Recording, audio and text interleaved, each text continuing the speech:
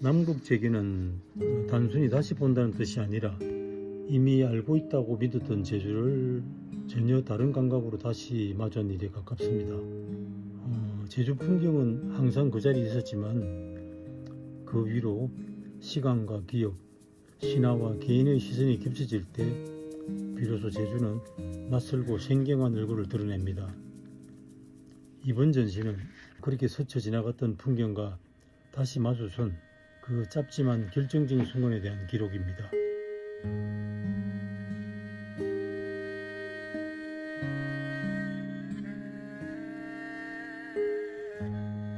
제주 돌문화공원은 제가 40년 전부터 목석원 시절부터 촬영 장소라기보다 남북에서 되돌아가게 하는 회개의 공간이었습니다. 그동안 돌은 움직이지 않았지만 시간이 쌓일수록 그 의미는 많이 달라집니다. 그리고 그 돌을 바라보는 제 시선 또한 변해왔습니다. 처음 봤을 때는 기이한 형태에 이끌렸다면 시간이 흐르면서 돌이 품은 설화와 기억, 그리고 그 앞을 지나온 사람들의 시간을 읽게 됐습니다. 한 번의 방문으로는 결코 다 담을 수 없는 압도적인 서사가 저를 이곳에 오래 머물게 합니다. 이번 전시는 그 긴 왕복의 결과라고도 할 수 있습니다.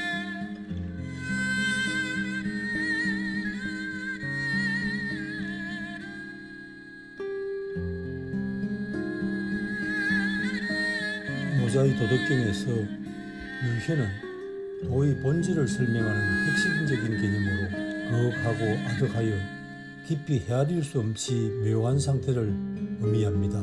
유희는 언어로 뚜렷이 구증할 수 없지만 분명히 감지되는 아름다움입니다. 선명한 형상보다는 모호한 영으로 남는 감각에 가깝습니다. 제 작업에서 유희는 어둠과 안개, 침묵과 여백, 그리고 완전히 해석되지 않는 이야기팀에서 발생합니다. 이해하려고 애쓰기보다도 어느 순간 조용히 스며드는 아름다움이라 말할 수 있죠. 어쩌면 이 유인이라는 것은 한국의 아름다움이 가진 근원적 감각 중의 하나가 아닐까 합니다. 우리가 분명히 가지고 있는 아름다움인데 미처 다가가지 못했던 것이죠. 이처럼 이번 작업에서는 우리가 지금 알고 있는 제주와는 또 다른, 어쩌면 제주 스스로도 아직 충분히 알지 못했던 자신의 모습을 찾고자 했습니다. 설명되지 않는 풍경과 제주의 신화의 기원 속에서 그 보이지 않는 제주의 모습이 조용히 드러나길 바랬습니다. 예전부터 보이는 것 너머에 대한 이야기를 작업으로 풀어내 왔습니다. 대중미술관에서 선보였던 몸전시와 물속에 누워서 깻잎을 바라보며 다른 세상을 사유했던 피한 작업을 지나 이번 제주 돌문화공원에서 유현의 아름다움을 주제로 한 작업을 발표하게 되었습니다. 이런 흐름 속에서 김단조 시인께서 제 작업을 두고 언급했던 사진 사상가로서의 서사로 이어지고 있음을 느낍니다. 지금의 유현의 작업은 그 서사 스퀀스가 하나의 방향으로 수렴해 나가는 과정이며 동시에 한 걸음 더 가까이 다가간 순간이라 생각합니다.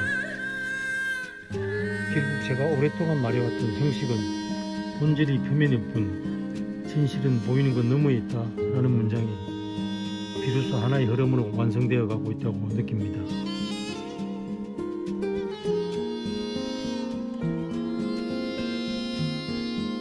동자석은 본래 무덤을 지키는 보호와 기운을 상징하는 존재입니다. 저는 그들을 밝은 낮뿐만 아니라 춥과 밤 그리고 안개 속에서 표현했습니다. 형상이 뚜렷해질수록 의미는 하나로 굳어지지만 경계가 흐려질수록 또 이야기는 더 많은 방향으로 열리기 때문입니다. 그 경계에서 드러나는 미묘한 정서가 바로 제가 생각하는 유인의 아름다움입니다. 동시에 그 장면들 속에서는 제주에 오롯이 남아있던 제가 이 섬에서 발견한 한국의 얼굴을 담고자 했습니다. 안개와 눈 속에서 조용히 서 있는 동자석은 오랜 시간 고난과 역경에서도 이 섬을 지켜온 제주 사람, 더 나아가 이 땅을 지켜온 한국 사람들의 정신과 기억을 비추는 또 하나의 우리 얼굴이라고 생각했습니다.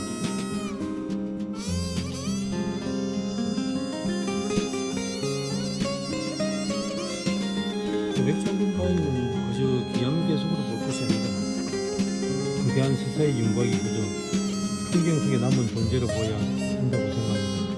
효와 불교, 슬픔과 통곡 같은 인간의 감정이 시간이 지나 돌이 되어 서 있는 현상처럼 느껴졌습니다. 저는 그것을 설화에서 주는 교훈적인 이야기로 읽기보다는 말 없이 서 있는 존재 그 자체로 보고 싶었습니다.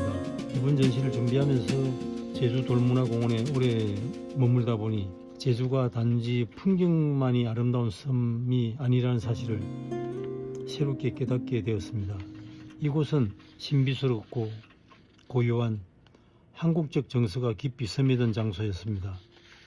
저는 그 침묵과 시간의 청이 속에서 제주가 간직한 또 하나의 얼굴인 유현을 본 거죠. 이 전시에서 준비한 500장군바위 역시 스스로 가지고 있는 여러 가지 감정과 이야기를 속으로 눌러 담은 채 말없이 풍경 속에 남아있기 때문에 오히려 더 오래 마음에 남는 형상, 저는 그 모습에서 유현의 아름다움을 느꼈습니다.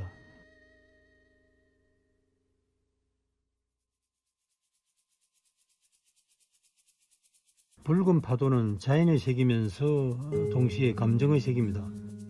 아름다움과 두려움, 생명과 파괴가 동시에 밀려오는 순간이죠. 삶과 죽음의 이야기를 하기도 하고요. 제주의 바다는 늘 평탄하지 않고 그 안에는 보이지 않는 기억들이 출렁입니다. 제주는 오랫동안 배로만 갈 수 있던 섬이자 유배, 단절, 억압의 역사를 견디온 고립된 공간이었습니다. 제주로 향하는 바닷길에서 마주한 파도는 마치 한라산의 활화산에서 분출되는 붉은 요금처럼 거센 에너지를 뿜고 있고, 제가 돌아갈 수 없음을 알면서도 바다를 건너야 하는 수많은 제주인들의 두려움과 결단, 그리고 죽음을 건너는 기상을 떠올리게 했습니다. 그 붉음은 기억의 색이며 여전히 맥동하는 제주의 상처이자 생명력이라고 생각했습니다. 한편 뜨거운 것이 식으며 만들어진 검은 바위는 그 바다를 건너 살아남은 이들의 형상처럼 상처를 숨기지 않고 견뎌내며 견고한 생명력을 가진 제주인의 모습과도 같습니다. 이 작업은 제주의 비겁을 재현하기보다 죽음의 바다를 통과한 이후에도 돌처럼 남아 끝까지 부서지지 않는 존재들의 침묵과 지속되는 삶의 무게를 바라보는 기록입니다.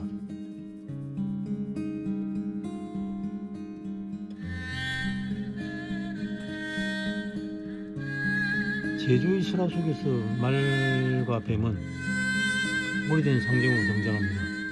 말은 바람과 들판을 달리며 섬을 개척해온 강인한 기운, 즉 제주의 남성적 정신을 상징합니다. 반대로 뱀은 집과 재산을 지키는 존재로 여겨지며 땅을 기억에 품고 살아가는 여성적 상징입니다.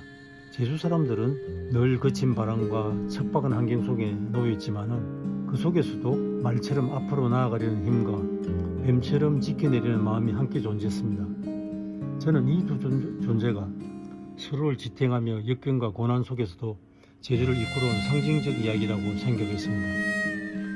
그래서 제 사진 속에서 등장하는 말과 뱀의 마스크를 쓴 인물들은 제주의 기억을 몸에 두르는 존재들입니다. 그들은 설화 속에서 걸어나온 것처럼 풍경 속에 서 있으며 제주인이 오랫동안 강직해온 강인함과 보호의 정신을 함께 보여주는 형상입니다.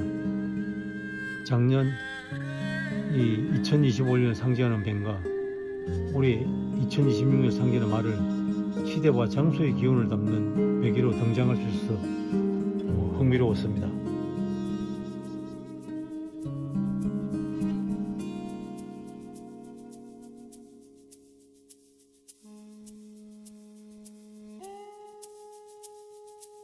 드론 작업은 그 신화적 시선에 가깝고 핸드헬드는 인간의 호흡에 가깝습니다. 하늘에서 내려다본 갈대숲과 바위 군상은 마치 거대한 운명적 이야기처럼 보이지만 손으로 따라간 꽃과 잎과 숲은 미세한 기억처럼 다가옵니다. 이 두 시선이 충돌하고 교차할 때 돌문화 공원은 하나의 살아있는 서사처럼 드러납니다.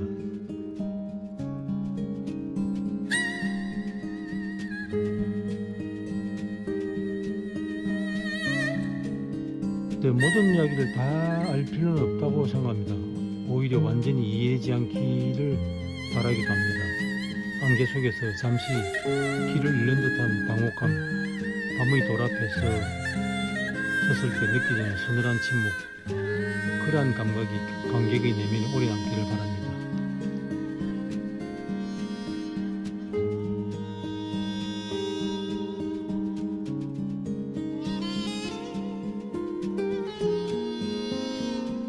올해 9월 프랑스 국립박물관 파리에 있는 호텔 드 마린에서 열리는 한불 수교 140주년 기념 한지 작품 전시에 초청받았습니다. 이번 남국 재견 작품의 일부가 전시가 되죠. 세계적에는 여러 신비스러운 장소들이 많이 있습니다. 예를 들어서 고대 주술적 토템 신화가 연결된 영국의 스톤헨지라든지 캄보디아의 앙코르와트, 일본 애니메이션 영화 물륜공주에 등장하는 야쿠시마 같은 곳입니다. 저는 이번 전시를 통해서 예수돌문화공원에서 발견한 한국 고유의 초자연적이고 신비로운 아름다움을 세계에 보일 수 있는 기회라고 생각하고 있습니다. 남국 재견에서 제작된 시설은 앞으로도 계속 이어질 것입니다. 설명보다는 이혼을 풍경 속에 잠들어 있던 한국적 아름다운 미각을 좀 더 깊이 드러내는 작업을 확장해 보고자 합니다.